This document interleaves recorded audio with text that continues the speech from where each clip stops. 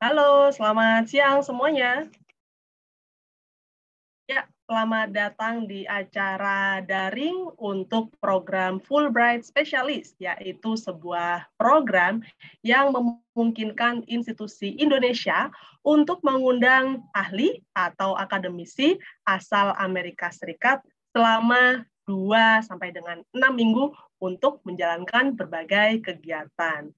Nama saya Mita dari tim komunikasi Aminef yang akan menjadi host dan juga moderator Anda pada siang hari ini.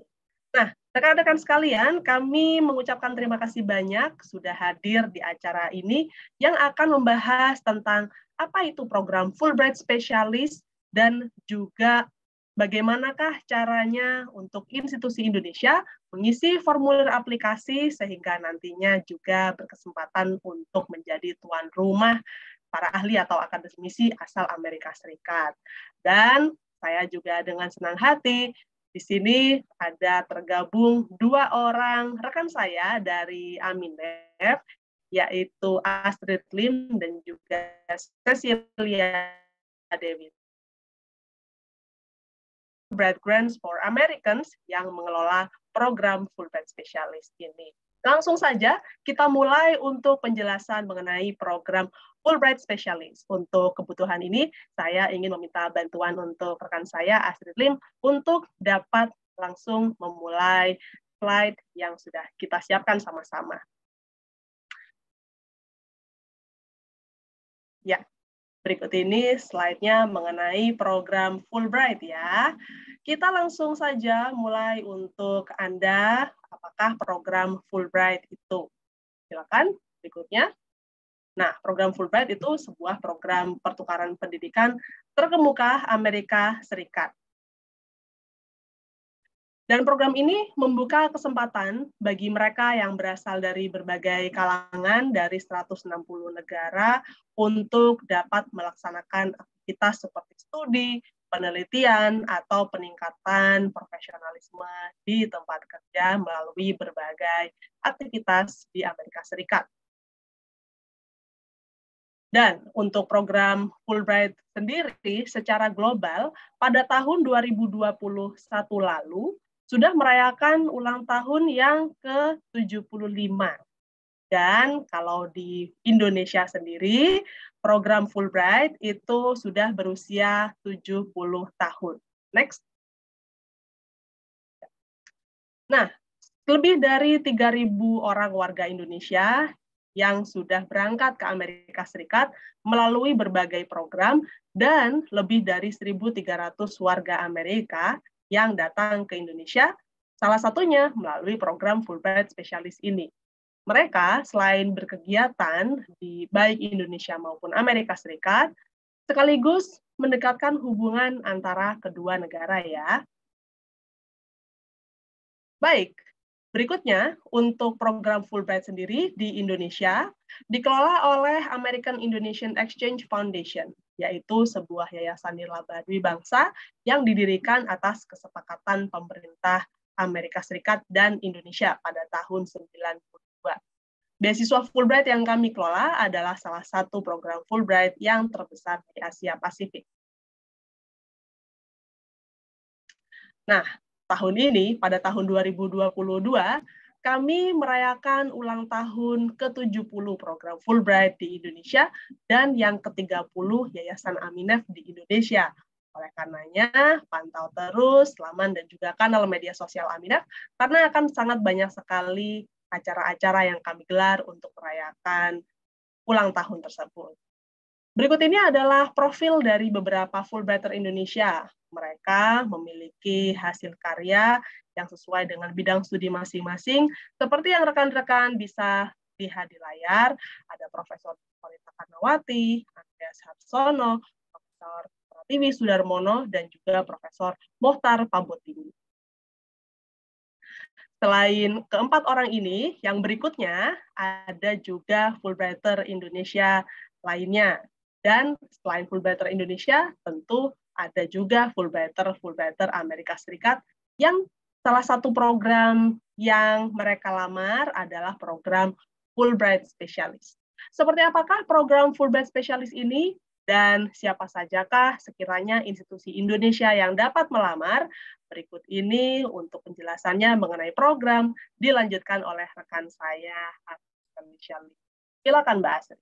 Terima kasih Mita, selamat siang Bapak Ibu sekalian, terima kasih sekali lagi untuk kehadirannya. Kita akan melihat lebih lanjut program Fulbright Specialist ya yang menjadi topik kita pada siang hari ini. Saya akan menjelaskan lebih lanjut apa itu program Fulbright Specialist dan apa-apa saja manfaat yang bisa didapatkan oleh institusi Bapak Ibu. Sebelum nanti kemudian di sesi berikutnya rekan saya Cecilia akan menjelaskan lebih detail bagaimana apply dan proses teknisnya ya. Jadi seperti yang Mita sudah sampaikan tadi, Fulbright Specialist itu adalah suatu program di mana institusi di Indonesia diberikan kesempatan akademis untuk mengundang akademisi atau profesional ya, jadi expert dari Amerika Serikat untuk bekerja sama melakukan proyek jangka pendek. Di sini yang dimaksud jangka pendek 2 sampai 6 minggu biasanya. Maaf, sebentar. Bentuk proyek kerjasama seperti apa sih yang biasa dilakukan di Fulbright Specialist program ini? Itu biasanya bisa berupa kuliah umum ya, mengundang untuk menjadi pembicara di kuliah umum di institusi Bapak Ibu, bisa mengembangkan kurikulum khususnya untuk institusi akademis, assessment atau evaluasi kurikulum yang sudah ada sekarang, bagaimana misalnya mau dikembangkan atau bisa diperbarui ya lebih lanjut. Kemudian bisa juga mengembangkan modul training, baik itu bisa buat staff ataupun pihak-pihak lain di institusi yang Bapak Ibu sekalian. Selain itu ada juga bentuk proyek kerjasama lain, misalnya yang lebih general ya, mengembangkan sumber daya manusia. Ini tidak terbatas di institusi akademis tentu saja, tapi bisa di berbagai jenis institusi lainnya. Juga bisa mengembangkan rencana strategis bagi institusi Bapak Ibu, dan bisa melakukan seminar, training, dan workshop dalam berbagai bidang atau topik yang memang dibutuhkan oleh institusi Bapak Ibu sekalian.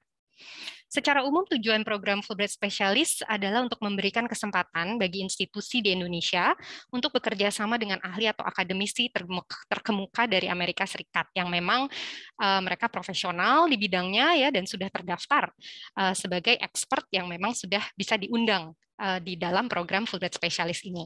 Selain itu, program ini juga bertujuan untuk meningkatkan kerjasama yang berkelanjutan antara institusi di Indonesia dan Amerika. Jadi kalau Bapak Ibu sudah berhasil mengundang Fulbright Specialist, siapa yang tahu di masa depan mungkin Fulbright Specialist itu bisa datang kembali ya, diundang oleh institusi Bapak Ibu untuk program yang jangkanya lebih panjang gitu, atau bahkan mungkin Bapak Ibu sekalian yang justru diundang kembali oleh institusi Fulbright Specialist tersebut di Amerika ya untuk melakukan exchange. Apa saja jenis institusi pengundang Fulbright Specialist? Silakan cek apakah ini termasuk dalam jenis institusi Bapak Ibu sekalian ya, eligible untuk apply di program ini. Yang pertama tentu saja universitas atau institusi pendidikan tinggi. Itu bisa lembaga pendidikan tinggi apa saja ya, bisa universitas atau setara. Kemudian bisa juga lembaga pemerintah, baik itu lembaga penelitian maupun memang kantor pemerintah itu sendiri. Lembaga swadaya masyarakat atau LSM, baik juga bisa yang merupakan swasta ya, jadi NGO yang memang membutuhkan ahli untuk mengembangkan institusinya. Selain itu bisa juga berupa lembaga kebudayaan, art center ya, lembaga kebudayaan dan seni, juga lembaga kesehatan, masyarakat dan asosiasi atau organisasi medis. Jadi semua lembaga yang terkait kesehatan masyarakat. Dan yang terakhir adalah lembaga think tank atau penelitian dalam berbagai bidang. Jadi bidangnya cakupannya memang luas sekali untuk Fulbright Specialist ini, dan Bapak Ibu nanti bisa bertanya lebih lanjut apakah memang bidang yang Bapak Ibu cari atau butuhkan bisa ya mengundang Fulbright Specialist dalam bidang yang bersangkutan tersebut. Manfaat bagi institusi pengundang apa saja ya? Yang pertama tentu perspektif global dari akademisi atau ahli yang berpengalaman. Seperti sudah saya singgung sebelumnya, mereka adalah expert yang memang sudah diakui ya di bidangnya masing-masing dan memang sudah sering diundang ke berbagai belahan dunia. Jadi dari sisi pengalaman ada requirement minimum yang memang harus dipenuhi oleh Fulbright Specialist supaya bisa ikut bergabung di program ini. Jadi kualitasnya memang sudah mumpuni. Kemudian jadwalnya fleksibel dalam 1 tahun anggaran. Fulbright Specialist tidak seperti kebanyakan program kami yang lain, memang jadwalnya bisa fleksibel disesuaikan dengan jadwal yang memang Bapak Ibu institusi, Bapak Ibu available, dan juga Fulbright Specialist-nya available. Jadi memang bisa dinegosiasikan dari kedua belah pihak, tidak harus terpaku pada periode-periode tertentu saja. Kemudian implementasi proyek melalui berbagai kegiatan jangka pendek yang sudah kami sebutkan tadi jenis-jenisnya ya. Dalam 2 atau sampai 6 minggu itu tentu banyak, tidak hanya satu jenis kegiatan mungkin, tapi bisa dikombinasikan menjadi beberapa jenis kegiatan yang bisa dilakukan dalam jangka waktu 2 sampai 6 minggu tersebut. Dan tentu saja kerjasama dan relasi dengan akademisi atau ahli dan institusi di Amerika Serikat. Ini sekali lagi mengacu pada network ya, mungkin yang bisa nantinya berlanjut menjadi hubungan jangka panjang, exchange, dan juga program-program lain yang berkelanjutan, harapannya seperti itu. Bagaimana dengan komponen pembiayaan atau cost sharing? Ini salah satu pertanyaan yang sering kami dapatkan oleh institusi yang ingin mengundang. Program ini seperti yang kita lihat di slide ini adalah pembiayaan yang sifatnya cost sharing, artinya ada sebagian yang di cover oleh Fulbright dan sebagian lagi yang biaya yang harus ditanggung oleh institusi pengundang. Fulbright sudah menanggung 2 komponen utama dari program ini, yaitu yang pertama tiket penerbangan internasional pulang pergi dari Amerika Serikat sampai ke Indonesia, ke kota tujuan tempat institusi Bapak Ibu berada, dan kembali lagi ke Amerika Serikat, jadi pulang pergi ya. Kemudian honorarium juga sudah ditanggung oleh Fulbright yang dihitungnya per hari, berdasarkan rate standar yang memang berlaku untuk Fulbright Specialist ini. Sedangkan untuk institusi pengundang, Bapak Ibu memang masih harus menyiapkan ya komponen pembiayaan, yaitu akomodasi. Akomodasi ini tergantung memang bisa disesuaikan dengan kondisi dari tempat atau lokasi ya, tempat institusi Bapak Ibu berada. Kadang-kadang kalau di pengalaman sebelumnya ada yang menempatkan Fulbright Specialist di hotel, atau bisa juga mungkin disewakan apartemen ya dalam jangka pendek, atau kalau memang kampus yang mengundang lalu mempunyai wisma atau rumah dinas, itu bisa juga ditawarkan. Standarnya tentu ya yang memang bisa ditempati oleh Fulbright Specialist ini selama 2-6 minggu tadi ya. Kemudian transportasi di Indonesia dalam artian transportasi lokal, kalau memang dari tempat tinggal perlu ke kampus atau mungkin perlu mengunjungi tempat-tempat lain tergantung sesuai dengan kegiatan yang sudah dijadwalkan. Untuk transportasi lokalnya yang menanggung adalah institusi pengundang. Kemudian yang terakhir adalah uang makan 3 kali sehari. Detailnya nanti akan dijelaskan oleh rekan saya Cecilia. Intinya adalah memang ya selama mereka di sini institusi lah yang menanggung uang makan tersebut ya, dari mulai sarapan, makan siang, makan malam, bisa dikombinasikan baik itu dalam bentuk uang tunai ataupun mungkin kalau ditempatkan di hotel ya berarti breakfast sudah included di hotel dan lain sebagainya yang nanti detailnya bisa dilihat di formulir aplikasi ya. Nah, tenggat waktu pendaftarannya kapan? Dalam 1 tahun biasanya Aminef membuka 1 atau 2 kali pendaftaran ya untuk periode yang bersangkutan gitu. Nah, untuk yang saat ini tenggat waktu pendaftaran terdekat adalah 1 November 2022. Jadi kami masih menunggu sampai 1 November 2022 ya. Semoga masih cukup waktu. Setelah Bapak Ibu mengikuti sesi-sesi pada hari ini, semoga mendapat pencerahan ya kalau memang mau mendaftar, bagaimana caranya dan lain sebagainya, itu sudah bisa langsung dilakukan setelah acara ini selesai, sehingga ya masih ada waktu lah beberapa minggu ya sebelum tenggat waktu pendaftaran kita di tahun ini, yaitu 1 November 2022. Jadi memang pendaftaran ini sendiri kami buka tentu dengan berbagai pertimbangan juga, periodenya kadang-kadang ada 1 kali, 2 kali pendaftaran, itu tergantung juga availability oleh funding yang untuk program ini, dan juga faktor-faktor lainnya. Bagaimana alur proses Fulbright Specialist? Setelah mungkin tadi Bapak Ibu mendengar, lalu merasa saya tertarik nih mau daftar institusi saya dan eligible nih kayaknya gitu. Itu biasanya selama 3-6 bulan prosesnya sendiri, dari mulai pendaftaran sampai dengan Fulbright Specialist atau expert tersebut datang ke Indonesia ya untuk melakukan kegiatannya di institusi Bapak Ibu. Biasanya tenggat waktu pengiriman aplikasi kita mengacu pada tanggal 1 November yang akan datang ini.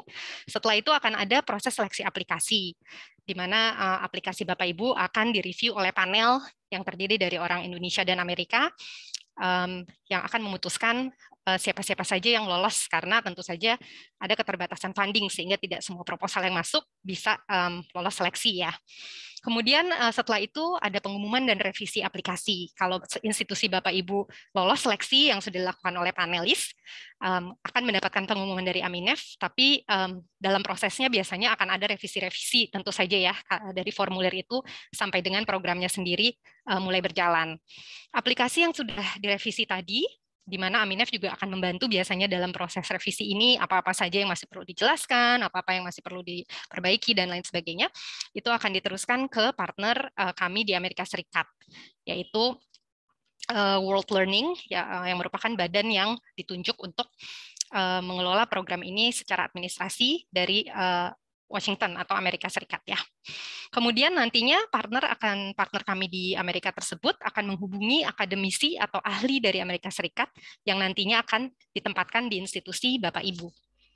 Dan setelah itu mungkin ada proses negosiasi ya mengenai jadwal dan lain-lain, scheduling, dan setelah semuanya disepakati bersama ya oleh kedua belah pihak, yaitu dari sisi Fulbright spesialis dan juga sisi institusi, barulah akademisi atau ahli tersebut, Fulbright spesialis tersebut, datang ke Indonesia untuk memulai programnya di institusi Bapak Ibu. Jadi sekali lagi ini mungkin antara 3-6 bulan, tergantung juga ya tadi apakah Fulbright spesialisnya bisa dengan cepat mengkonfirmasi gitu kedatangannya, dan juga negosiasinya berlangsung dengan singkat atau masih ada kayak tawar-tawaran, oh datangnya nggak bisa ini, saya bisa, nah mungkin jadi agak lebih lama ya dalam proses finalisasinya. Tapi kalau semuanya bisa berjalan dengan cepat ya, memang 3-6 bulan sih rata-rata. Jadi itu mungkin bisa menjadi gambaran saat Bapak Ibu mungkin ingin membuat scheduling atau jadwal kapan program Fulbright Specialist ini bisa berlangsung di institusi Bapak Ibu. Jadi kalau Bapak Ibu mulai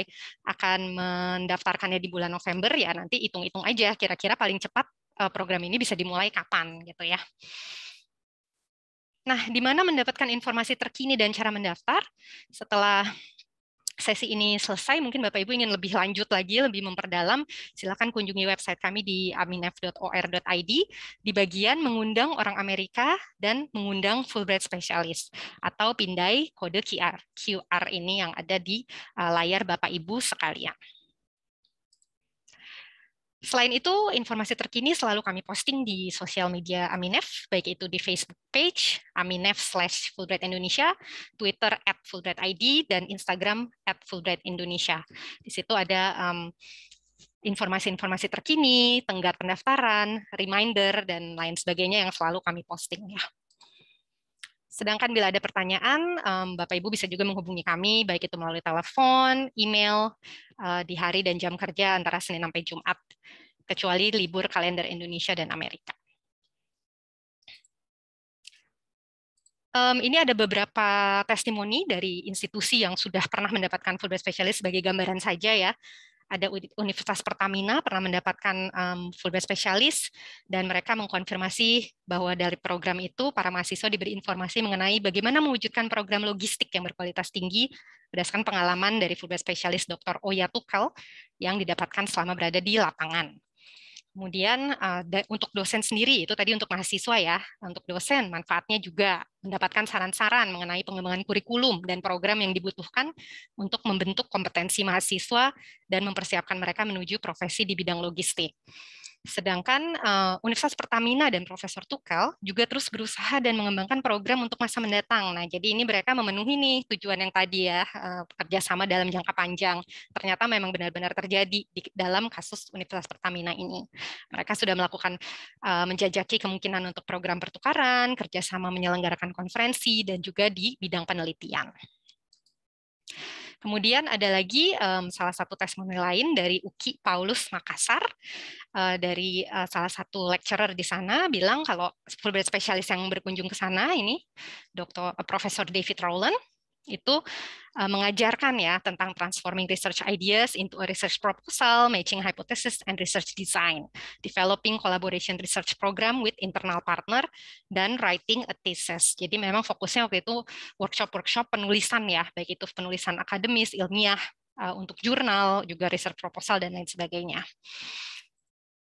Dan mereka sangat menghargai ya Profesor David Rowlands yang berkolaborasi dengan kampus mereka dan sharing knowledge-nya serta experience-nya.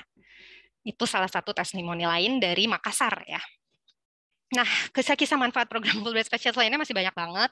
Kita selalu memposting kegiatan-kegiatan apa saja yang sudah dilakukan setelah program Fulbright Specialist selesai di sebuah institusi. Itu bisa dikunjungi juga di website kami di aminef.or.id, bagian Grantees and Alumni, di bagian Grantees Story. Jadi masuk ke sini, lalu nanti ada Grantees Story. Nah, cari tuh yang Fulbright Specialist, itu banyak banget. Mungkin bisa memberikan inspirasi juga ya ke Bapak Ibu sebenarnya kayak apa sih programnya, dan mungkin ada dari situ bisa didapatkan ide-ide untuk membuat program-program yang kebetulan applicable gitu untuk institusi Bapak Ibu sekalian. Institusi Anda juga tentu berkesempatan mengundang akademisi atau ahli asal Amerika ini melalui program Fulbright Specialist. Sekian saja dari saya untuk pengenalan ya mengenai program Fulbright Specialist ini. Saya kembalikan kepada Mita. Terima kasih. Terima kasih banyak, Mbak Astrid. Baik, rekan-rekan sekalian, sekarang mari kita buka untuk sesi tanya-jawab pertama mengenai aspek administratif dari program Fulbright Specialist. Oleh karena itu, kami ingin mengundang rekan-rekan untuk dapat menyampaikan pertanyaan. Kalau Anda berada di Zoom, silakan di chat direct message kepada saya, atau kalau Anda yang bergabung melalui Facebook page, silakan sampaikan di kolom komentar. Baik, apakah sekiranya ada chat yang masuk? Ya, ada satu pertanyaan yang masuk berkaitan dengan kuota program Fulbright Specialist. Oh ya, untuk sesi tanya jawab ini nanti akan ada Mbak Astrid dan juga Mbak Cecilia yang akan langsung respon pertanyaan Anda ya. Oke, pertanyaan pertama yang masuk di dalam kolom chat. Berapakah kuota yang akan terdanai untuk program Fulbright Specialist? Ya, silakan untuk Mbak Astrid bisa membantu menjawabnya mungkin. Untuk yang tahun akan datang ini Oke, Mbak 5 ya, Astrid. 5. Sorry. Ya, kedengeran nggak? Oke. Sorry. Ya. Oke. Untuk yang sebenarnya setiap tahun itu tergantung dana tadi ya, tapi untuk yang penerimaan saat ini yang nanti deadline-nya bulan November, kita akan memilih 5 dulu ya. Cecilia, correct me if I'm wrong ya. Cecilia ini program officer untuk Fulbright Specialist. Jadi untuk hal-hal teknis mungkin lebih ngerti dari saya, tapi 5 ya Sil ya kalau untuk yang bulan November ini ya. Jadi memang cukup kompetitif loh Bapak Ibu. Jadi proposalnya harus disiapkan sebaik mungkin ya, Mita, seperti itu. Oke, baik. Dan memang untuk penerimaan aplikasi tenggat waktunya adalah di 1 November ya. Baik, sekarang kita lihat lagi, ada satu pertanyaan yang masuk lagi melalui chat Zoom. Oke, apakah ada program prioritas, dalam hal ini bidang studi yang diprioritaskan, begitu ya? Boleh silakan ditanggapi, Mbak Astrid atau Mbak Cecil.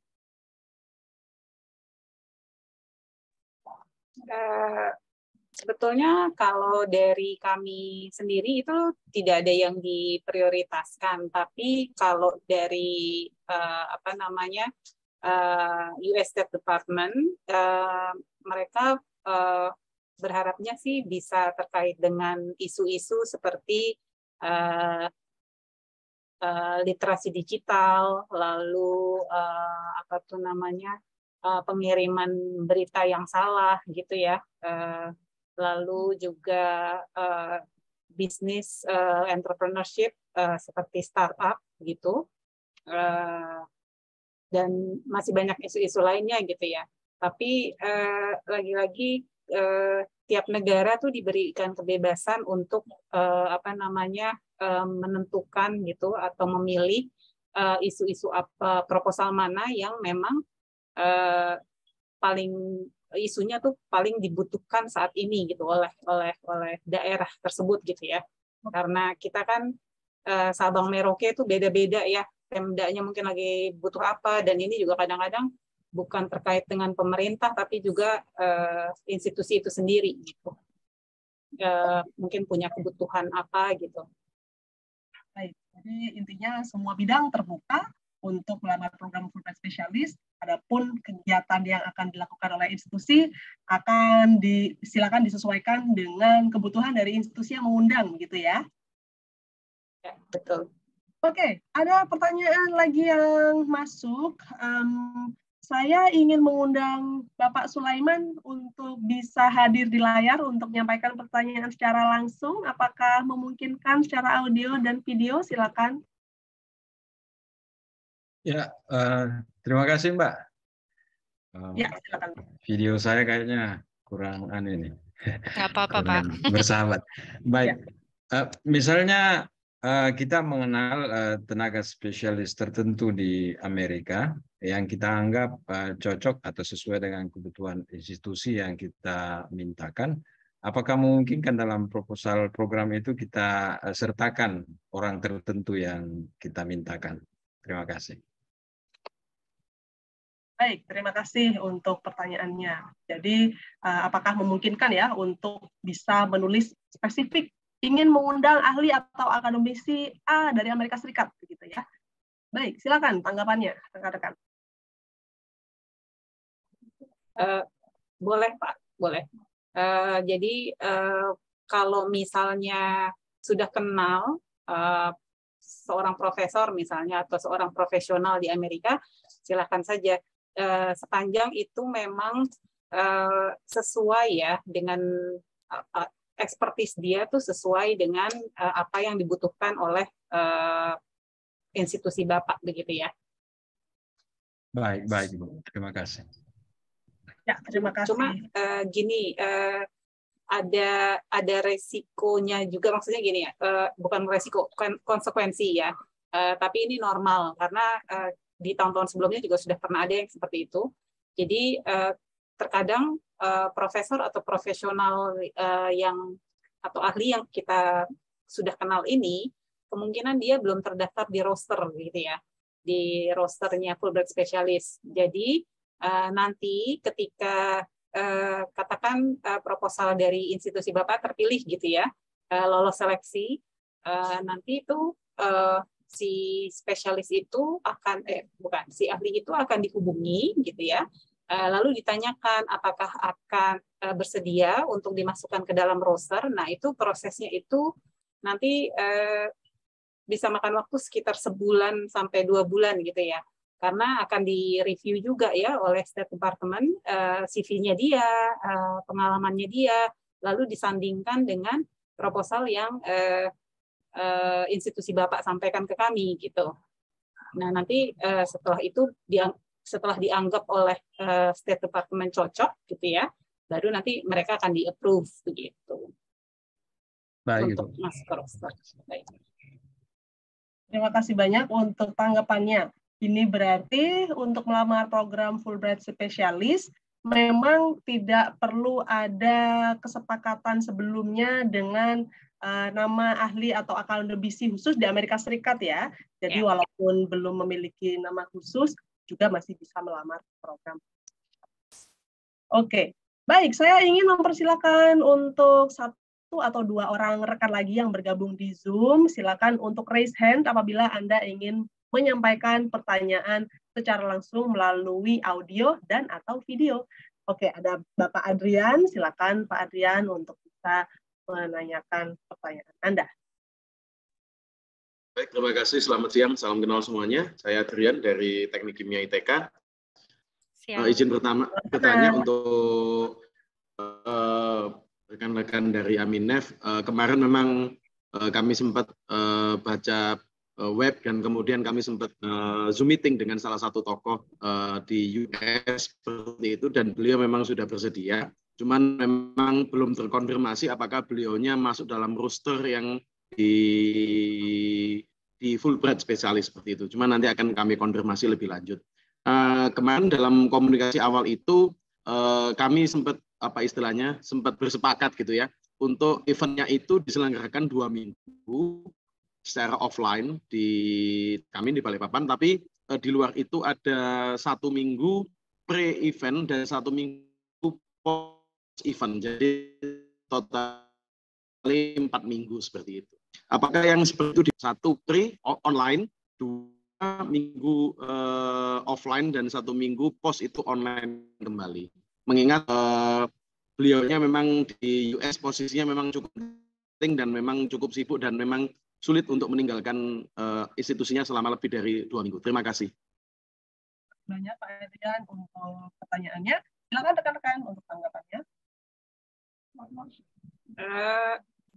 Kalau program ini kebetulan belum bisa mengakomodir aktivitas yang offline ya Pak ya. Jadi paling yang online, maaf.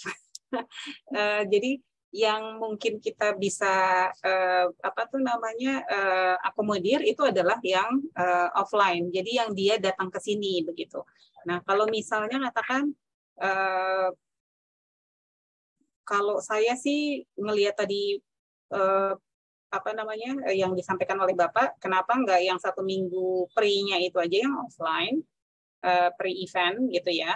Lalu yang 2 minggu itu di sini tuh yang pre-event itu yang online, sementara yang 2 minggu dijadwalkan offline itu menjadi benar ya, 2 minggu dia offline ya berarti ya di sini ya. Ya, berarti dia offline di sini itu bisa. Nah, kalau yang pre-event yang online itu kita nggak bisa. Berarti yang kita bisa sponsori itu adalah yang offline saja gitu. Jadi nggak bisa 4 minggu gitu. Baik, terima kasih jawabannya, Bu Cecilia. Sama-sama, Pak. Pak Adrian untuk pertanyaannya. Baik, apakah ada satu orang yang penanya lagi, peserta yang ada di Zoom yang ingin menyampaikan secara langsung untuk pertanyaan? Silakan untuk gunakan fitur raise hand apabila ada. Baik, sejauh ini masih belum ada penanya yang raise hand. Ada pertanyaan yang masuk ke dalam kolom Zoom, chat Zoom ya.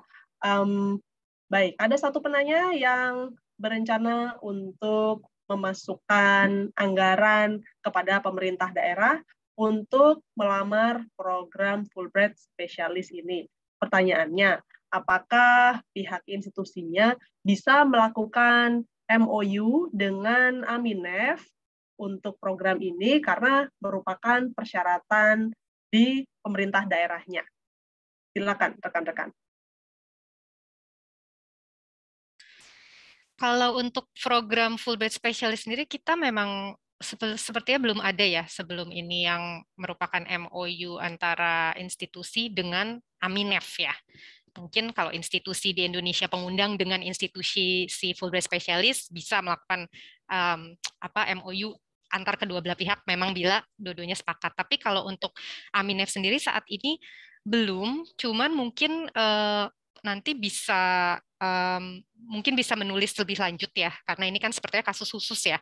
Mungkin bisa menyampaikan melalui email apa sebenarnya kondisinya dan yang dibutuhkan seperti apa. Kita lihat lagi, kita konsultasikan dengan eksekutif direktur kita juga, apakah hal seperti itu memungkinkan atau tidak gitu ya, atau mungkin bisa dicari jalan keluar lain begitu ya, Bapak Ibu ya. Karena ini sepertinya kasus khusus ya, jadi perlu kita diskusikan lebih lanjut. Berhubung sebelumnya belum pernah gitu yang terjadi. Seperti itu mungkin ya. Terima kasih banyak Mbak Asrin untuk tanggapannya. Ini adalah pertanyaan terakhir yang kita terima di kolom chat Zoom. Oke. Untuk informasi, apakah ada sebuah daftar yang bisa disimak apabila rekan-rekan kita, calon institusi pengundang Fulbright Specialist, ingin mengetahui siapa sajakah Fulbright Specialist asal Amerika Serikat yang merupakan ahli dan akademisi yang bisa diundang ke Indonesia. Apakah ada list seperti ini yang bisa dibagikan? Silakan, teman-teman. Kebetulan nggak ada list yang bisa dibagikan, karena sebenarnya gini, persoalannya bukan karena kita tidak mau terbuka atau gimana. Roster itu ada banyak nama-nama, dan kami memang bisa mengaksesnya, cuma kami hanya bisa sebatas mengakses namanya dia dan mungkin background edukasinya begitu ya, atau keahliannya begitu. Tapi kami tidak bisa melihat apakah dia sedang terikat proyek di mana begitu ya. Karena sebetulnya program Fulbright Specialist ini kan seluruh dunia bisa, di mana Fulbright post ataupun commission ada gitu ya, dia mereka bisa gitu loh mengundang Fulbright Specialist. Nah, dan selain itu ada juga aturan mainnya gitu ya, kebijakannya itu ketika Fulbright Specialist itu sudah terikat oleh satu project, dia tuh ada waiting time-nya untuk bisa bekerja sama lagi di project yang lain seperti itu. Nah, itu informasi itu kami tidak punya gitu. Jadi makanya kami juga nggak bisa membukanya gitu. Dan jika Bapak atau Ibu bertanya ke kami juga, misalnya kami tuh perlu spesialis dengan keahlian seperti ini gitu kan.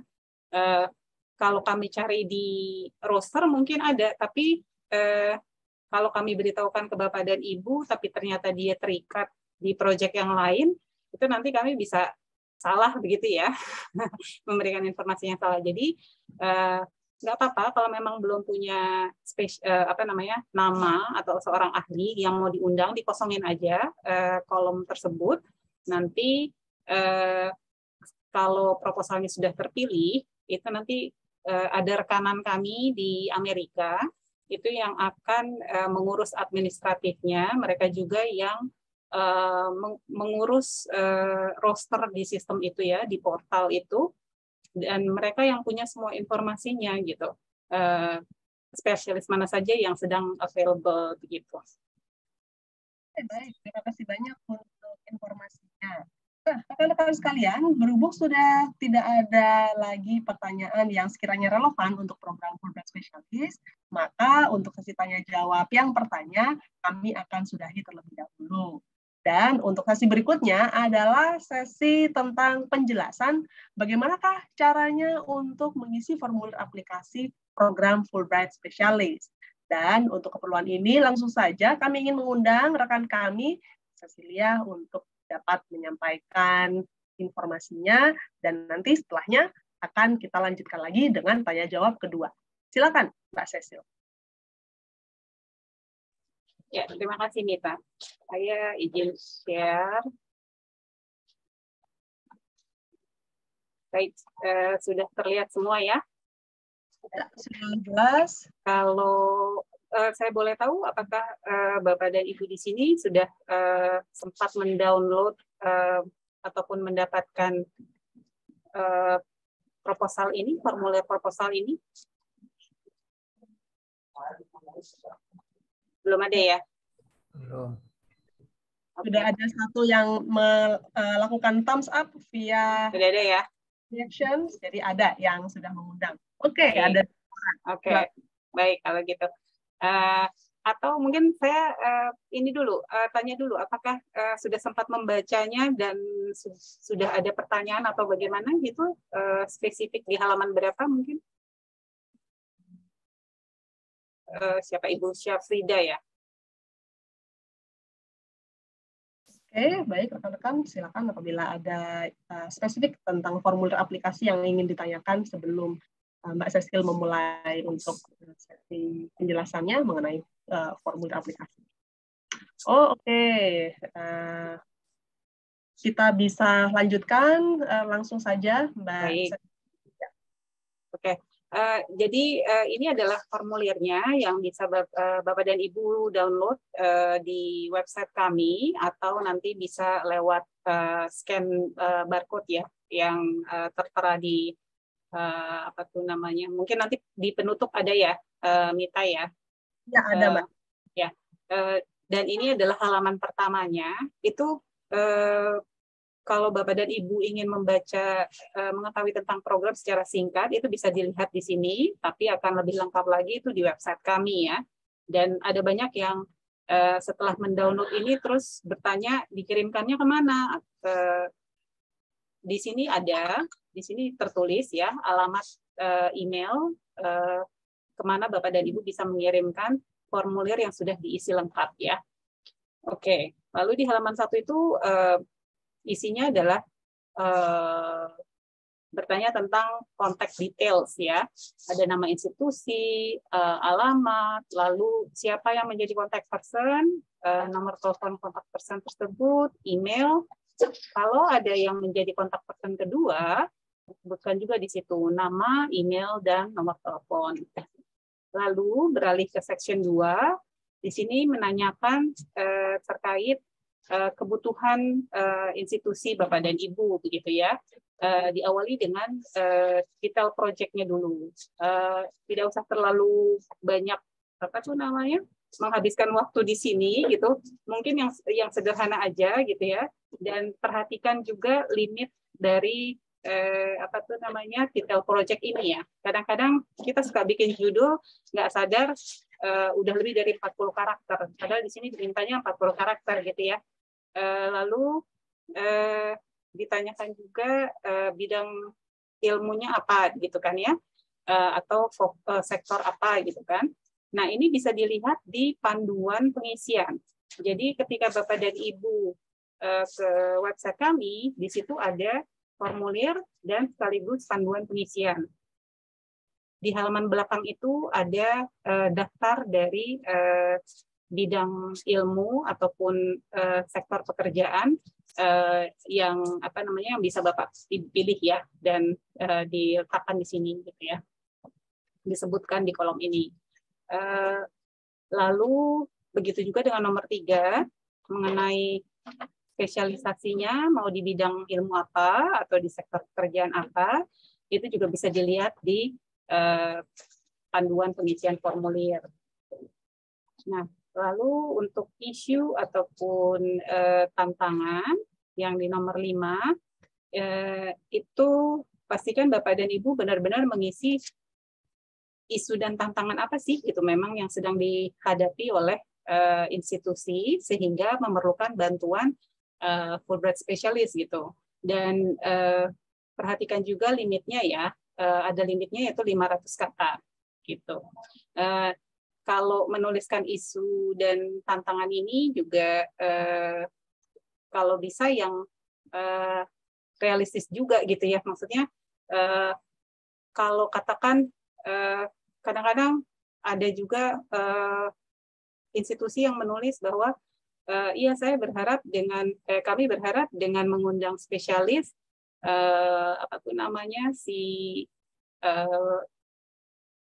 dosen-dosen di kampus kami menjadi kami bisa langsung mendapatkan akreditasi A gitu misalnya gitu ya. Itu kan sebenarnya rada nggak realistis juga ya gitu. Jadi tolong diperhatikan mungkin apa untuk mendapatkan akreditasi A itu sebaiknya apa sih? Nah, yang bisa dilakukan oleh spesialis mungkin untuk mengembangkan kapasitasnya si dosen kah dalam membuat kurikulum, dalam mempersiapkan materi ajar, sehingga akhirnya materinya menjadi lebih berkualitas, sehingga itu yang akan membantu kampus mendapatkan akreditasi A, misalnya seperti itu gitu ya. Lalu buat yang nomor 6 adalah objektif. Di sini diperhatikan kadang-kadang banyak yang, bukan kadang-kadang, cukup banyak ya, institusi yang menulis objektif itu suka tertukar dengan aktivitas gitu. Jadi misalnya to deliver speech, to deliver atau to give lecture gitu-gitu. Nah, itu kan aktivitas ya, bukan objektif gitu. Jadi itu harus diperhatikan juga. Lalu untuk yang nomor 7 itu berikan deskripsi singkat ya mengenai aktivitas apa yang akan dilakukan begitu kan, termasuk tugas spesifiknya gitu dari si spesialis, dan juga siapa yang akan jadi audiensnya gitu. Mungkin ini agak istilahnya tidak harus selalu yang sudah fix gitu ya, tapi minimal institusi itu udah harus punya gambaran memang kira-kira aktivitas apa sih yang mau dilakukan, tujuan dari aktivitas itu siapa, target audiensnya siapa, seperti itu. Dan perhatikan juga limitnya hanya 1000 kata ya. Dan di nomor 8 ini ada pertanyaan bagaimana proyek yang akan dilakukan ini sejalan atau selaras dengan prioritas institusi begitu, dan bagaimana proyek ini bisa mempromot hubungan ya, relasi antara institusi Bapak dan Ibu dengan si Fulbright Specialist dan bahkan dengan institusi Fulbright Specialist ini di Amerika. Nah, ini juga harus dipikirkan juga. Jadi Bapak dan Ibu perlu refleksi sebentar, apa sih yang jadi prioritas dari institusi. Lalu dari situ kan bisa ya di breakdown ya, apaan aja sih kira-kira kegiatan aktivitasnya gitu, yang kira-kira akan membantu Bapak dan Ibu mencapai prioritas institusi Bapak dan Ibu. Lalu juga perlu dipikirkan aktivitas proyek seperti apa yang bisa dilakukan setelah si spesialis ini kembali ke Amerika gitu ya, tapi hubungannya tidak putus sampai di situ aja gitu. Nah, secara general jawaban di nomor 8, nomor 7, nomor 5 itu harusnya itu sejalan ya, atau klop lah, nyambung gitu. Jadi jangan challenge-nya apa, aktivitasnya apa, berbeda, terus apa tuh namanya, terus prioritas dari institusinya juga berbeda, gitu kan ya. Lalu kita masuk ke section yang berikutnya, itu mengenai lokasi. Nah, di sini disebutkan lokasi di mana proyek aktivitas itu akan dilakukan, gitu kan ya. Kalau misalnya itu hanya akan berlangsung di kampus ataupun di kantor di mana Bapak Ibu bekerja, ya silahkan isi yang nomor 1 dan nomor 2 aja gitu ya. Tapi kalau project activities-nya ada di beberapa tempat gitu ya, itu bisa diisi juga di yang lokasi 2 ini. Lalu mengenai timeline. Nah, is it multi-visit serial project? Jadi sebetulnya proyek Fulbright Specialist ini dimungkinkan untuk secara ini ya, secara kebijakan sebetulnya dimungkinkan untuk dilakukan 2 kali kunjungan. Jadi kan maksimal adalah 6 minggu ya. Dimungkinkan spesialis itu datang katakan 1 kali itu untuk 3 minggu, terus pulang ke Amerika, lalu di di kesempatan yang lain dia akan datang lagi 3 minggu lagi seperti itu. Tapi khusus untuk Indonesia kita nggak encourage yang seperti ini. Kita hanya bisa sayangnya kita hanya bisa mensupport atau mengakomodir proyek-proyek yang hanya spesialisnya itu datang 1 kali seperti itu. Jadi kita nggak support kegiatan yang spesialisnya datangnya 2 kali, begitu ya. Jadi untuk pertanyaan ini ya mohon maaf banget jawabannya harus no gitu, terpaksa gitu ya. Nah untuk pertanyaan selanjutnya ya tidak perlu dijawab ya, karena kan jawabannya udah pasti no gitu ya. Nah untuk itu selanjutnya Bapak dan Ibu hanya perlu mengisi pengaturan atau arrangement untuk kunjungan tersebut, begitu ya. Yang pertama itu ditanyakan tanggal dimulai. Nah ini yang suka tricky nih. Yang kedua juga tanggal selesai, gitu ya. Nah Bapak dan Ibu harus ingat bahwa tanggal dimulai itu berarti termasuk juga tanggal si ahli ini berangkat dari Amerika gitu. Sementara tanggal selesai itu juga adalah tanggal si ahli ini meninggalkan Indonesia gitu.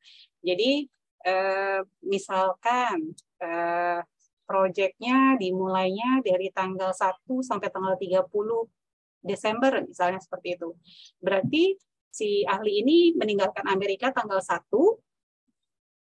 kembali lagi ke Amerika, meninggalkan Indonesia tanggal 30. Gitu ya. Lalu is there flexibility di di tanggal proyek tersebut? Nah, itu tadi. Ini tergantung dari institusi Bapak dan Ibu. Apakah katakan kadang-kadang terutama khususnya kampus nih biasanya ya. Kadang-kadang proyeknya adalah khusus untuk dosen-dosennya gitu ya. Sementara dosen itu tidak sibuknya hanya ketika lagi libur semester gitu kan ya. Jadi ya pilihannya berarti fleksibel, tapi fleksibelnya juga nggak terlalu fleksibel banget gitu ya.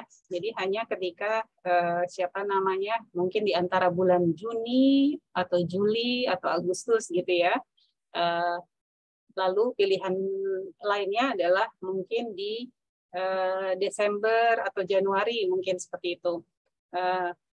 Nah, itu Bapak dan Ibu silahkan centang aja jawaban yang mana, yes atau no. Lalu jangan lupa nih, dijawab dong pertanyaan yang berikutnya. Kalau fleksibel, kenapa fleksibel? Kalau tidak fleksibel, kenapa tidak fleksibel? Seperti itu. Baik. Lalu ini pengaturan logistik yang menjadi point of contact untuk pengaturan akomodasi. Itu siapa disebutkan namanya. Di sini namanya boleh sama dengan yang kontak person yang di atas tadi ya, yang diberikan di atas tadi. Lalu sebutkan juga nomor telepon dan juga alamat email. Nah, yang berikutnya ini untuk cost. Kalau memang Bapak dan Ibu katakan membuat tim ya, misalnya terus ada pembagian tugas, misalnya si A yang bagian logistik arrangement, sementara si B yang ngurus biayanya gitu ya, mengenai budget-budgetnya, ya, yang berarti yang ngurus logistical arrangement-nya tulis di sini, sementara yang mengatur keuangannya tulis di sini. Tapi kalau ternyata tugas ini dikoordinir oleh satu orang, begitu, ya berarti di sini tuh tidak perlu diisi ya, hanya di sini saja yang diisi. Lalu ini untuk lodging.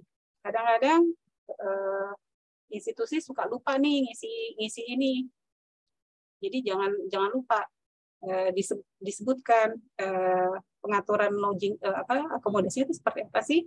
Apakah akan ditaruhnya di wisma kampus atau di hotel begitu ya? Dituliskan saja di sini.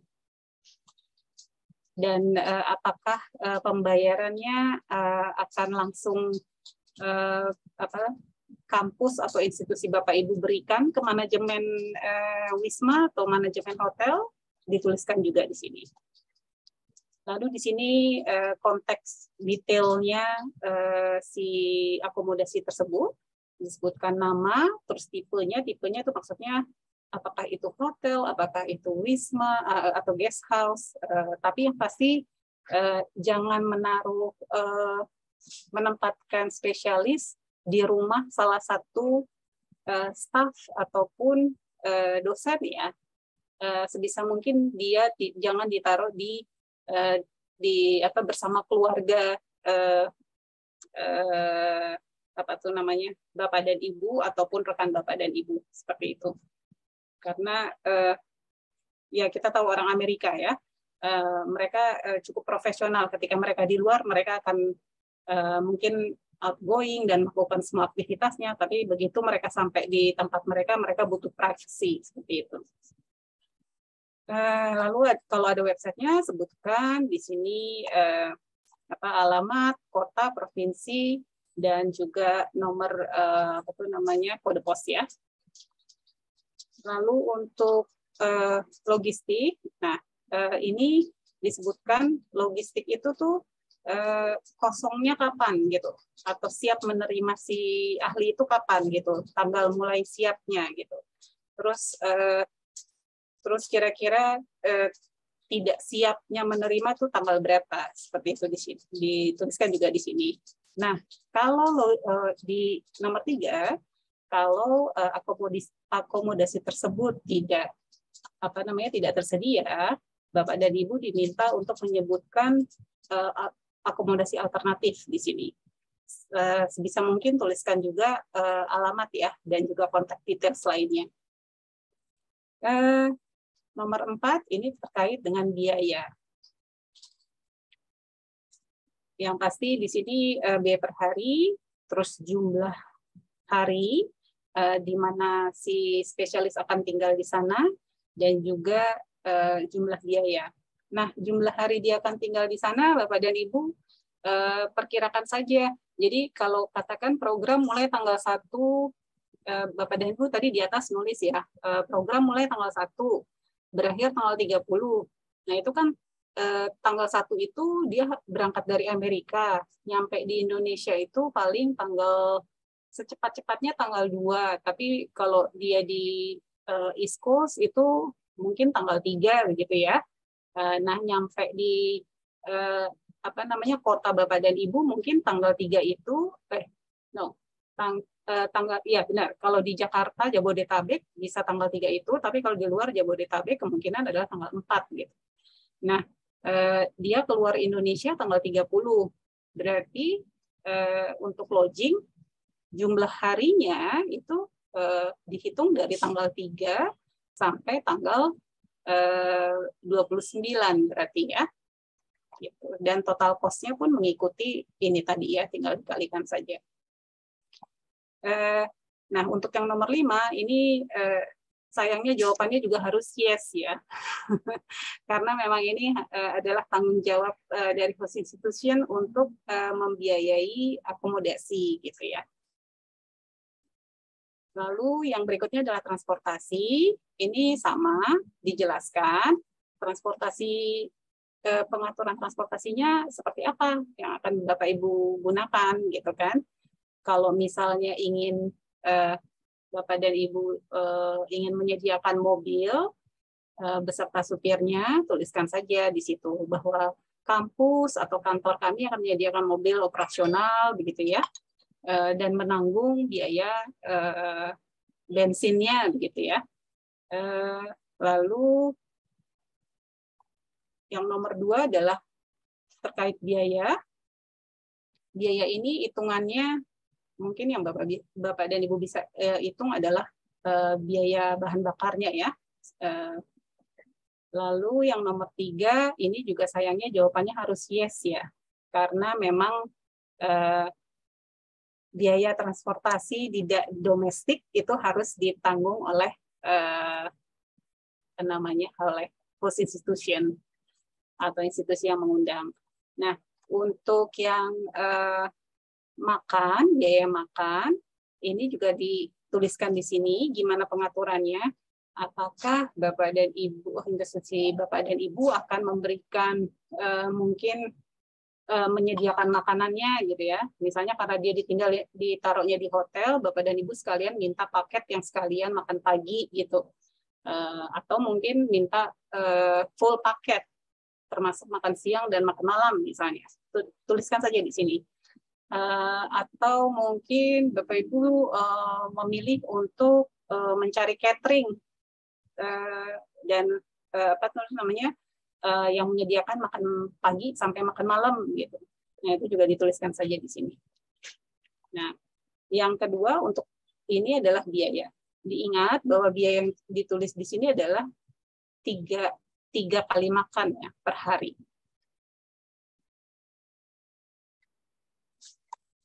Nah, apakah institusi Anda bisa membiayai? Jawabannya harus yes ya, Bapak dan Ibu. Lalu ini mengenai penjemputan ya. Di pertanyaan pertama sebutkan airport di mana Bapak dan Ibu akan menjemput si spesialis. Dan yang berikutnya adalah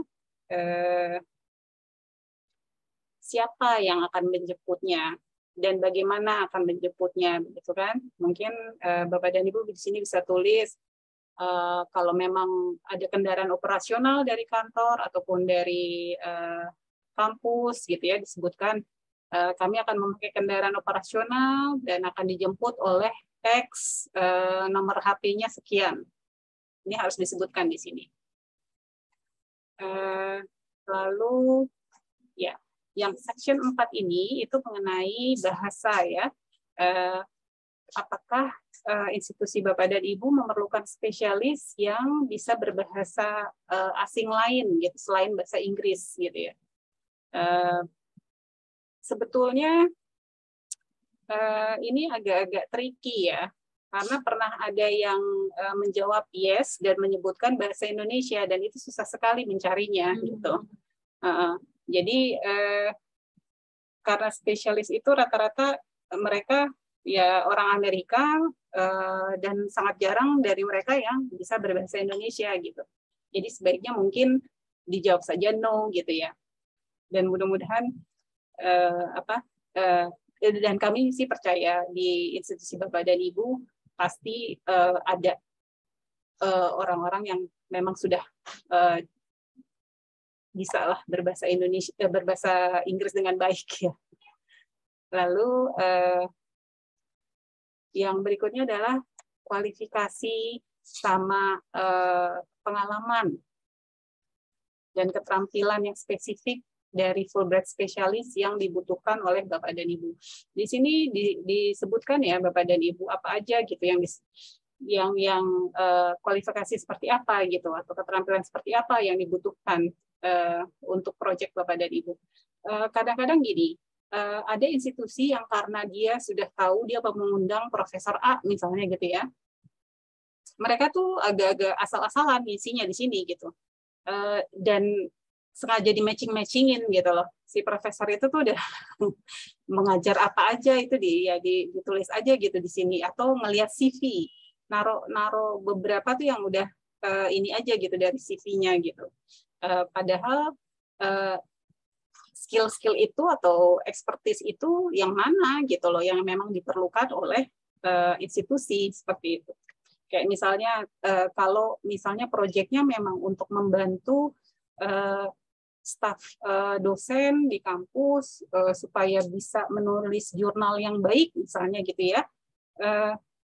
Ya kalau profesornya ternyata memang belum baru sedikit gitu ya menulis jurnalnya, ya jangan dibilang dia sudah punya pengalaman yang kaya gitu dalam menulis jurnal gitu.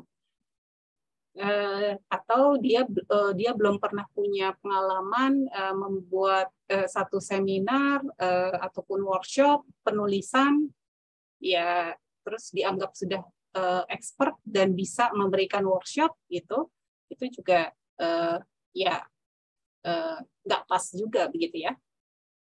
Nah ini name specialist ini adalah untuk institusi yang memang sudah mengenal ahli di Amerika yang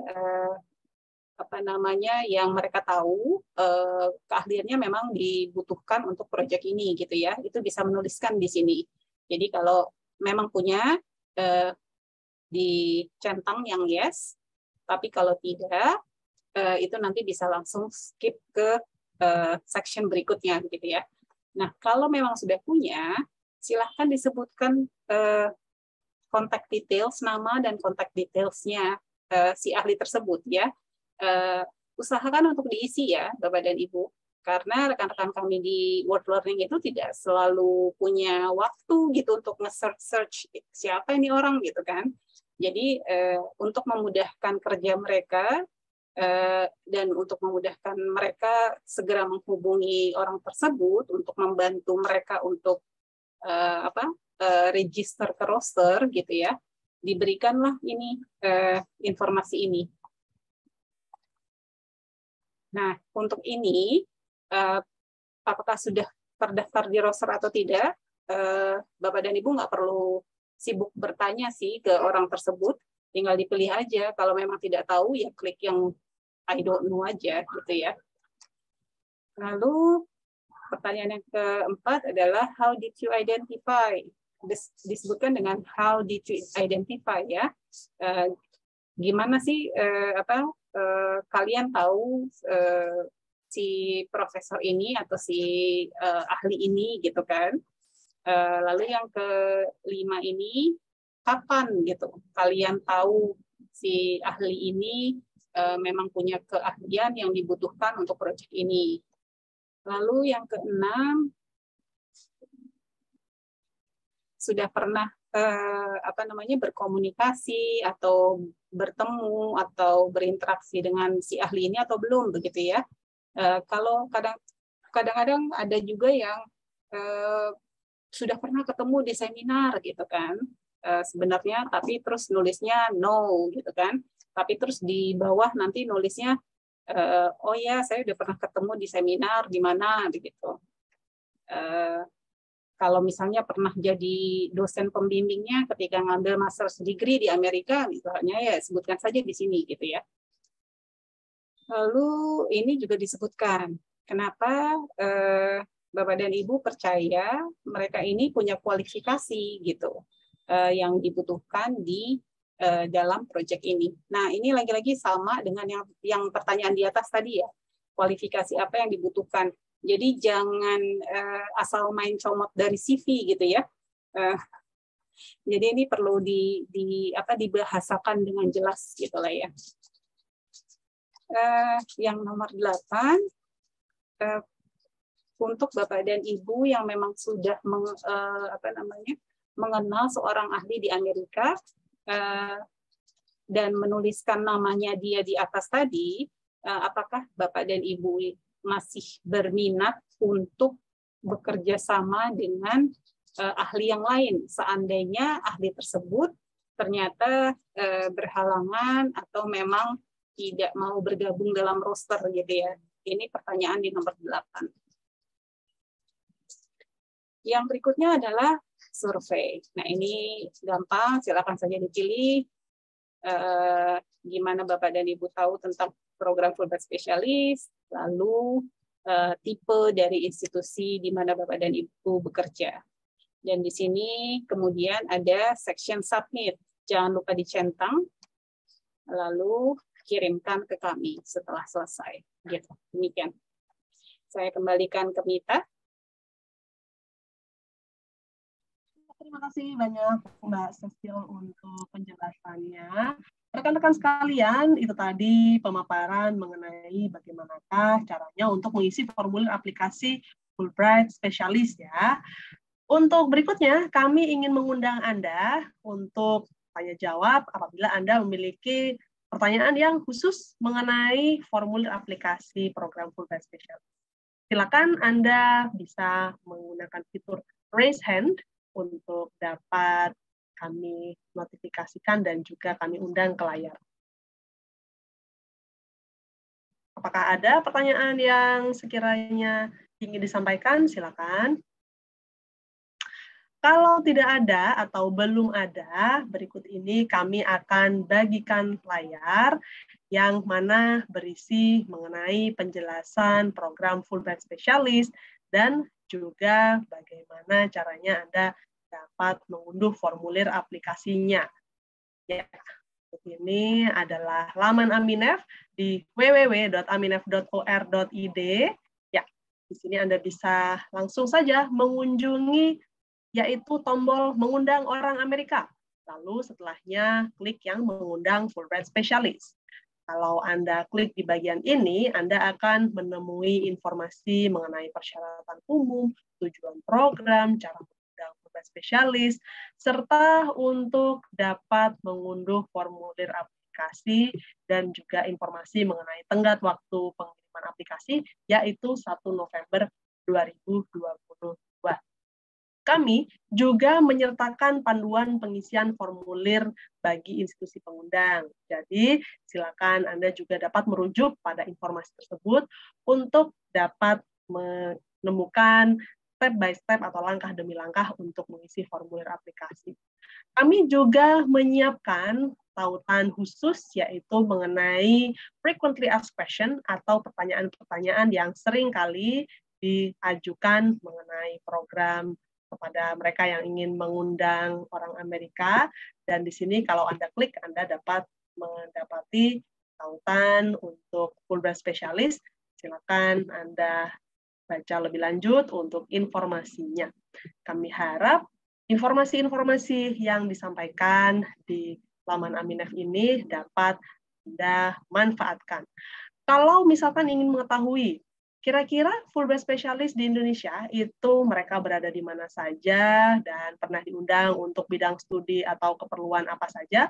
Berikut ini Alumni Directory Aminef di bagian sini ya, Grantees and Alumni, lalu klik Alumni Directory, lalu klik yang bagian American. Tinggal nanti Anda cari berdasarkan nama program, yaitu Fulbright Specialist di sini. Lalu silakan Anda klik di bagian search. Ya, berikut ini adalah nama-nama Fulbright Specialist asal Amerika Serikat dan juga mereka diundang oleh institusi di Indonesia di mana saja, pada tahun berapa, dan sebagainya, termasuk juga untuk bidang studinya. Semoga ini bisa memberikan gambaran kepada Anda secara menyeluruh mengenai program Fulbright Specialist. Nah, selanjutnya saya ingin membacakan satu pertanyaan yang sudah masuk di kolom chat. Nah, oleh karena itu saya ingin mengundang rekan-rekan saya, Lia dan juga Astrid, untuk dapat bergabung di layar untuk kita bisa sesi tanya-jawab. Nah, pertanyaan yang pertama mungkin bisa dibantu dijawab oleh Mbak Cecil ya. Jika ada dua fakultas dari universitas yang sama tertarik mengikuti program Fulbright Specialist, apakah diperbolehkan membuat dua aplikasi yang berbeda? Nah, kira-kira apa yang tanggapan yang bisa kita berikan kepada penanya? Silakan, Mbak Cecil. Iya, makasih Mita. Iya, itu bisa banget ya, Bu Nadia ya. Jadi kalau memang ada dua fakultas yang berbeda mau kirim ke kita, itu nggak masalah kita. Oke, baik. Terima kasih. Ya, oke. Jadi jawabannya adalah bisa ya, diperbolehkan untuk mengirimkan formulir yang berbeda. Ada pertanyaan, ya saya lihat di Zoom ada yang raise hand, Bapak Adrian yang ingin kembali menyampaikan pertanyaan. Silakan Bapak Adrian untuk bisa menyampaikan pertanyaan secara langsung. Baik, terima kasih Mbak Mita. Izin bertanya, di website itu tercantum bahwa program itu harus di luar kebiasaan, yaitu di luar pengajaran dan penelitian seperti itu. Ya, kalau di website ada tercantum secara seperti itu, padahal tadi di PPT tadi sampaikan boleh untuk kurikulum dan sebagainya. Nah, kurikulum itu kan juga bagian dari pengajaran seperti itu. Mungkin ada batas yang jelas mana yang disebut sebagai pengajaran, dan riset, menulis paper itu kan juga bagian dari riset sebenarnya. Sedangkan di website juga ditulis di luar pengajaran dan penelitian itu. Itu mohon bordernya, batasnya sampai mana. Terima kasih. Terima kasih banyak, Pak Adrian. Silakan rekan-rekan. Ya, saya coba jawab. Jadi ini yang kami maksud research tertutup untuk riset itu adalah yang di mana spesialisnya mengumpulkan data, begitu ya, ke lapangan terus mengumpulkan data. Yang kami maksud masih boleh diakomodir oleh program Fulbright Specialist itu adalah mengajarkan atau share ilmu mengenai bagaimana membuat kisi-kisi riset seperti itu, atau bagaimana menulis hasil laporan riset seperti itu. Tapi untuk ke lapangan, mengumpulkan data, melakukan wawancara, itu nggak bisa sama sekali karena izinnya akan berbeda. Gitu. Di Indonesia itu sangat ketat sekali izin riset ya. Dan begitu ketahuan itu nanti institusi Bapak dan juga Aminef itu akan jelek gitu namanya ya, dan mungkin akan kehilangan trust dari pemerintah gitu. Padahal kita bisa dibilang adalah bukan bisa bilang, kami memang kerja sama dua negara gitu kan ya. Jadi rasa kepercayaan ini perlu kami jaga gitu, dan kami memang berusaha sebaik mungkin mengikuti peraturan yang berlaku di Indonesia gitu. Kalau untuk pengajaran yang kita maksud itu adalah lebih ke lecture yang mungkin dia masuk ke kelas-kelas yang reguler ya. Kalau untuk public speaking, maksudnya untuk kelas umum itu kita nggak masalah begitu. Tapi kalau katakan programnya kan 2 minggu. Nah, dia tuh tiap hari masuk dari kelas 1 ke lain, dan itu ada SKS-nya gitu misalnya. Nah, itu kami tidak menganjurkan itu gitu ya. Dan program ini tidak mengakomodir itu. Kita punya program lain yang mengakomodir kebutuhan itu gitu. Dan itu nanti bisa ditanyakan ke Astrid ya, karena dia yang memanage program yang US Scholar ya. Baik, terima kasih banyak untuk tanggapannya Mbak Cecil. Semoga bisa menjawab pertanyaan yang disampaikan oleh Pak Adrian ya. Jadi karena memang adanya perbedaan izin untuk berkegiatan di Indonesia, maka Fulbright Specialist juga memiliki batasan kegiatan sesuai dengan yang tadi disampaikan oleh Mbak Cecil. Saya ingin mengundang penanya kedua, yaitu ada Bapak Ansar Syaud. Silakan untuk bisa unmute dan juga menggunakan video untuk menanyakan pertanyaan. Silakan. Ya, terima kasih Mbak Mita, Mbak Celia atas materinya. Mohon maaf kalau agak ribut karena saya menyimak tadi pakai AirPods saya sambil naik motor dan saya harus melipir di jalan. Tapi saya merasa harus menyampaikan pertanyaan, makanya saya di pinggir jalan. Terima kasih Mbak. Tahun lalu saya mengisi aplikasi Fulbright Specialist dan sedang dalam komunikasi. Saya mudah-mudahan aplikasi kami diterima dari kampus kami. Yang saya ingin tanyakan ke Mbak Mita atau Mbak Cecilia adalah kurs dolar kan berubah tuh dari tahun lalu dan hari ini gitu. Apakah saya mesti menyesuaikan jumlah sharing cost dalam dolar itu menyesuaikan dengan kondisi hari ini, atau saya pakai nilai di proposal saya yang dulu?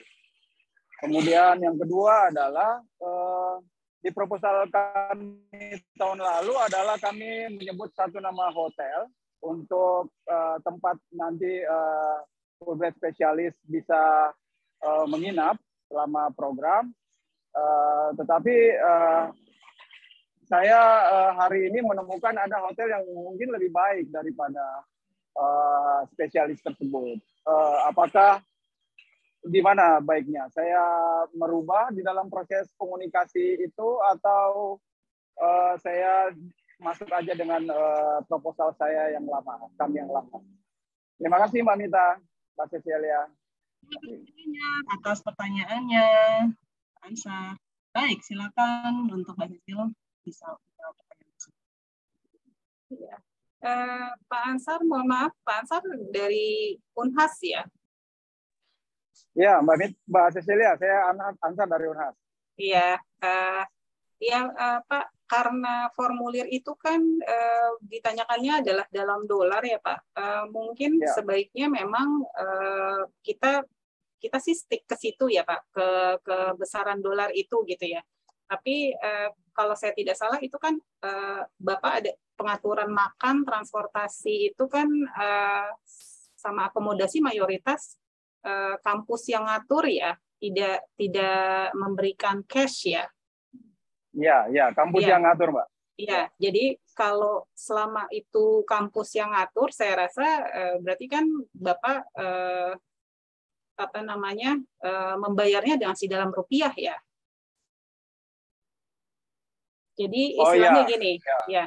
Jadi istilahnya gini, walaupun Bapak tulisnya dalam dolar, karena kampus yang mengatur sendiri, ya Bapak tidak perlu, artinya Bapak tidak perlu membayarkan selisih antara kurs dolar dengan rupiah itu ke si spesialis gitu, nggak usah gitu. Tapi kalau katakan transportasinya atau makannya Bapak memberikannya cash in hand ya, dan Bapak di situ menyebutnya katakanlah sehari $100 misalnya gitu ya. Pengaturannya adalah kami akan memberikan cash-nya ke si spesialis. Terus total cash-nya itu katakanlah kalau $100 per hari dikali 14 misalnya gitu ya, 1.400 berarti gitu. Nah, ya Bapak harus kasih itu, cash in hand itu ke si spesialis 1.400 itu. Tapi kalau makannya itu adalah kampus yang mengatur gitu, kampus yang menyediakan, ya Bapak tidak perlu memberikan selisih antara kurs dolar sekarang dengan rupiah yang Bapak bayarkan untuk makannya itu ke si spesialis gitu. Lalu tentang tempat tinggal ya Pak ya, karena sudah mengisi project information form itu dan kami sudah memberikannya ke Amerika juga, sudah mengirimkannya ke rekan kami di Amerika, ya kita udah nggak bisa ngubah lagi itu. Cuma nanti dalam komunikasi mungkin Bapak bisa kasih tauin lebih awal ke si spesialisnya. Jangan ketika spesialis datang baru ujuk-ujuk bilang berubah ya ininya gitu. Nah, kalau bisa dimulai dari sekarang pemberitahuannya ke mereka lewat email itu akan lebih bagus gitu. Karena orang Amerika tidak suka surprise. Dan itu informasi yang ada di formulir itu akan diberikan oleh rekan kami yang di Amerika ke si spesialis gitu. Jadi dia pasti dalam beberapa hari ke depan akan membacanya gitu. Ya. Terima kasih Mbak Cecilia. Sama-sama Pak. Terima kasih banyak Pak Ansar. Baik, saya melihat ada satu lagi pertanyaan yang masuk di dalam kolom chat Zoom meeting. Nah, ada pertanyaan, bila ingin mengundang seorang profesor yang berada di luar roster Fulbright Specialist dan ternyata biaya akomodasi, transportasi, serta daily allowance-nya ditanggung oleh institusi si Fulbright Specialist tersebut, apakah hal tersebut dimungkinkan? Silakan Mbak Cecil.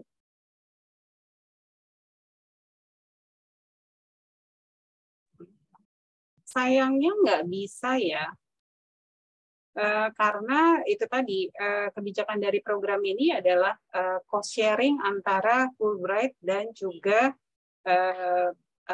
siapa namanya si host yang mengundang ya, institusi yang mengundang gitu. Jadi nggak bisa si spesialisnya lah yang mau nanggung sendiri atau institusi dia di Amerika yang mau nanggung itu sendiri, nggak bisa. Jadi host tetap terikat dengan tanggung jawab menanggung biaya transport, makan, dan akomodasi. Oke, baik. Terima kasih banyak untuk informasi.